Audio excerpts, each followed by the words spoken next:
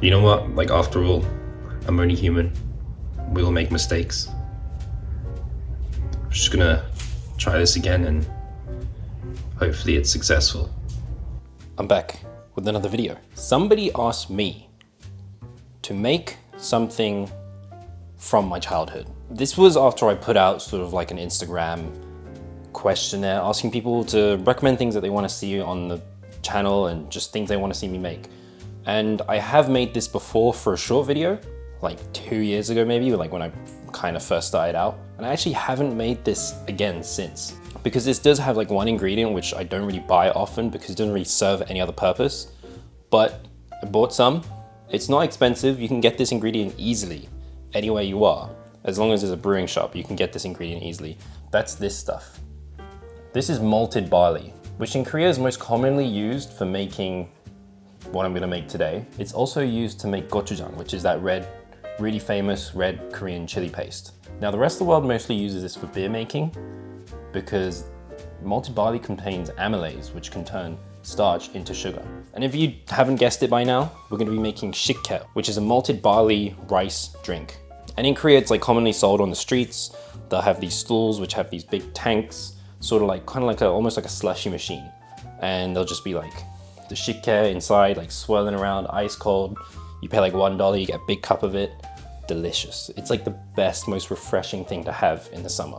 And I love it because I grew up drinking it. We used to go to the markets in Korea and they would sell these plastic bottles, like just plastic water bottles, which they've just refilled with shikhye, and it was just so good. Sometimes they were like half frozen as well, and you would have to like sit there and wait for it to thaw out, and it was just the most painful thing, just waiting for it to thaw out because I just really wanted some.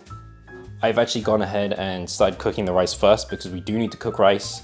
I've got 500 grams of just regular short grain rice, and then this is 200 grams of malted barley, and then let me just go get my water.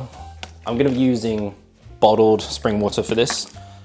This is a 5-liter bottle, but I'm only gonna be doing about 3 liters of water. And then we just need some sugar, but the sugar's gonna come right at the end, so we don't need to need that just yet. Right now it's like almost 7 p.m. The main step of this process is actually gonna go overnight, so tomorrow we'll come back, we'll use the sugar tomorrow. First thing we're gonna wanna do is just grab a big bowl, something big enough to hold 3 liters of water, malted barley, just go straight in, and then measure out 3 liters.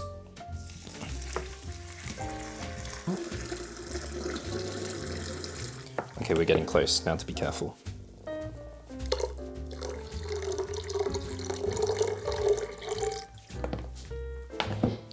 $3,006 grams. This doesn't have to be exact at all because this isn't gonna be like fermentation, none of that kind of stuff. This doesn't have to be that strict. Also doesn't need to be completely clean. So just gonna mix this up, get everything going, get everything mixed up. And already this is actually smelling cool. This smells pretty good already. Kind of smells like cereal. Once you got that thoroughly mixed up, we're just gonna set this aside, let that all soak in. At this point, if you've got something else to do for like 20 minutes, go and do it. I've already set the rice going, but this probably would be a good time to go and get the rice going. If you don't know how to make rice, I'm not gonna show it in this video. I'll probably make a video in the future about making rice. At least the way that I learned to make rice from my mum. But this is YouTube. There's a search bar just above here where you can easily find out how to make rice. And the other thing you will need for this is not like a really special piece of equipment, but you do need a rice cooker with a keep warm function. Even if you just go online or go to like a shop, Asian shop, and just buy like the cheapest rice cooker, every single rice cooker is gonna have a keep warm function. Now you could do this on a stove, but trying to maintain like a constant temperature, which is I think around 60 degrees Celsius, it's gonna be too difficult. And with a rice cooker, it's just gonna do that for you anyway. I do have a really basic rice cooker, but actually today I'm gonna be using my Instant Pot, which maybe some of you might have an Instant Pot as well. The Instant Pot can make rice, and it has a keep warm function, and it has the yogurt function, which might be perfect for this anyway, but I'm gonna use the keep warm function.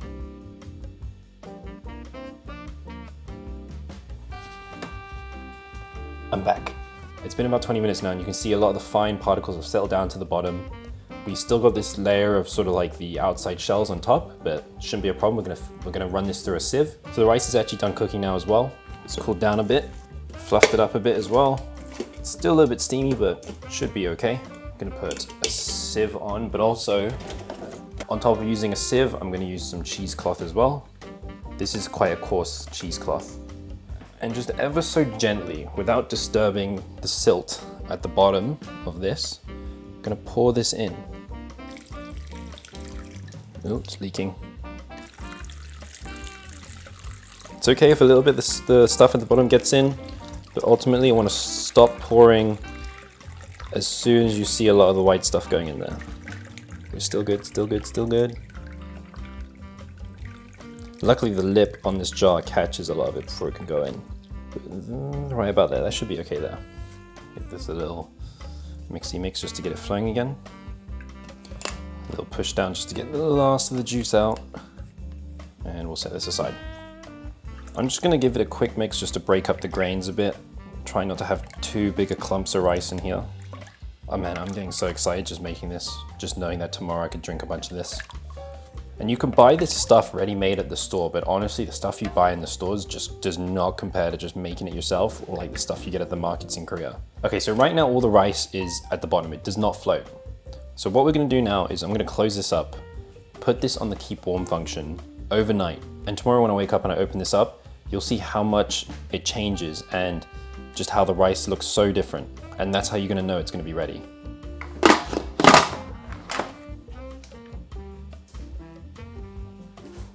This is not sponsored by Instant Pot, but it'd be pretty cool if it was. So that's gonna be keeping warm from now on. So it's the next day and I might have overslept a little bit. This isn't actually doing exactly what I wanted it to do. There's no rice floating and I tasted it and it's a little bit sour. So I think I'm gonna have to do this again. But instead of doing it in the Instant Pot, I'm gonna go ahead and just bust out my like really cheap and cheerful rice cooker and then do it in that. And I mean, that's the one I had last time, which I had good success with. So we're gonna try that. You know what? Like, after all, I'm only human. We'll make mistakes. I'm just gonna try this again and hopefully it's successful. Obviously things didn't go as planned. I'm gonna do something different. I've actually busted out the old reliable, really simple rice cooker. Just one switch. And this has a keep warm function as long as it's powered on. The first time I made shikhye in this, I had really good success. So we're basically just gonna be taking it back to like the Stone Age using one of these. So you can get one of these for like 20 pounds. What is that, like $30 maybe? Really good, really like simple, cheap, reliable, and makes good rice. And I actually made a batch of rice in this already. And that's this here. And of course I've done the exact same thing with malted barley and I'm gonna transfer it to here now. Again, I'm gonna try my best not to get any of the stuff in the bottom and run this through this sieve.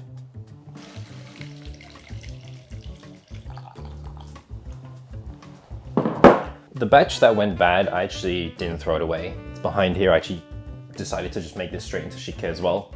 It's not gonna be as good. It's a little bit sour, but should be all right for just normal drinking. This one, I'm only gonna leave for a couple hours. I'm not gonna leave this one overnight because I kinda wanna just catch it as soon as it's done processing, I guess. I'm just gonna give this a mix and just break up all these rice bits. Okay, I think that's mixed up enough. I'm just gonna put a lid on this now, plug it in, and it should automatically go to the keep warm function. Just gonna double check that's on there.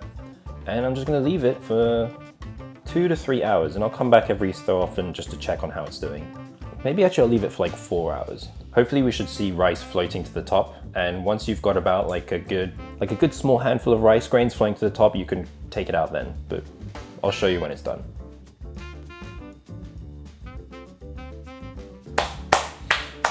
So, funny story actually.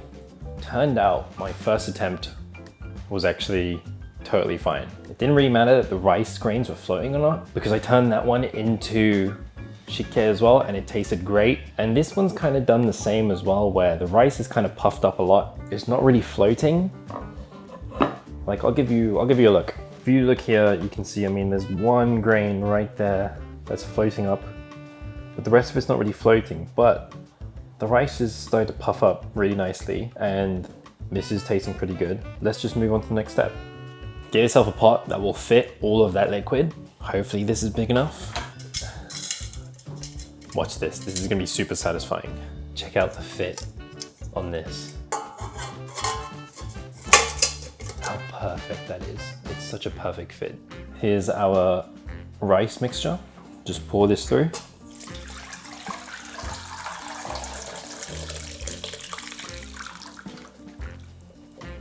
Now, after sitting in that solution at that temperature for that long, the rice becomes really sort of puffed up and really light. That's why usually it floats, but it didn't float this time. But the rice is looking pretty much how I want it to look. And we're gonna separate this, but I'm not gonna throw this rice away because we're gonna add some of this back into the mixture when we bottle it, because traditionally this drink does have rice pieces in it, and you can take it out, honestly you can take it out. But then, you know what I think?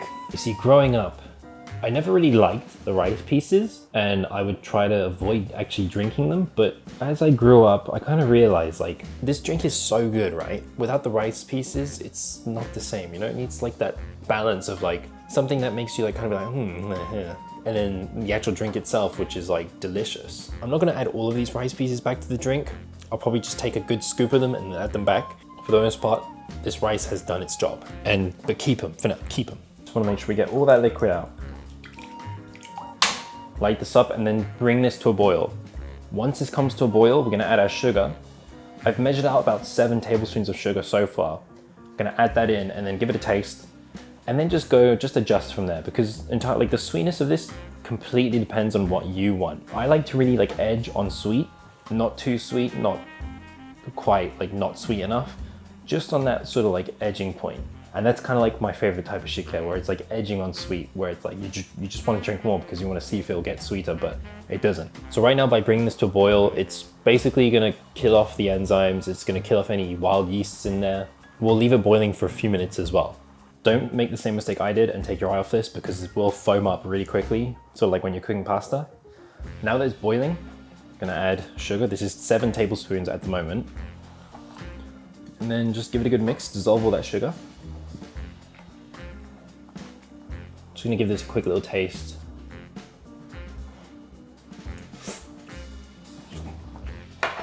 You see, for me, that right now, 3 liters of water, 7 tablespoons of sugar, that's like edging on sweet, which is where I want this. But if you've got more of a sweet tooth, you can add more sugar to this. But just don't make it like overly sweet. I'm gonna let this boil for a few more minutes, and then I'm gonna take it off the boil and let it cool down completely. You know what, I've let this boil for a few minutes, I've turned the heat off, and for once in my life, I just don't have any bottles. I have 1 bottle that I can use, which is, you know, perfectly fine, flip top bottle, but it's brown, so you can't see all the bits inside. But you know what, this will have to do for now.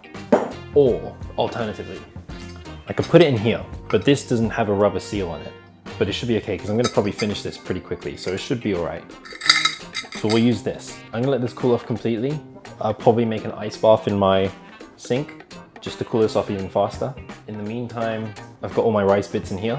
So I'll grab a good heaped spoonful of rice, throw it in there, maybe 2. And that's gonna be at the bottom of our drink.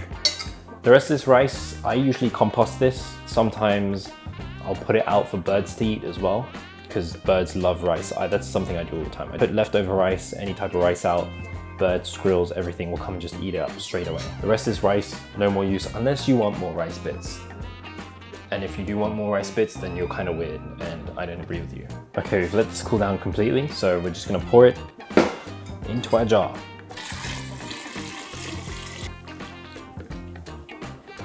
And that was completely unplanned. That jar fit perfectly.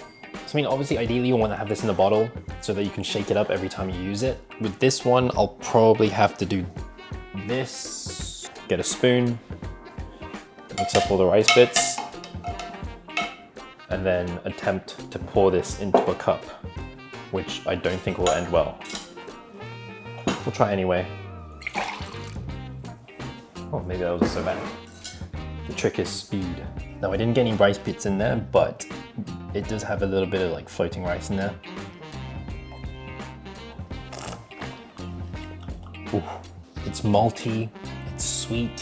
When it's ice cold, it's just so refreshing as well. This is honestly just takes me back to my childhood every single time I make this.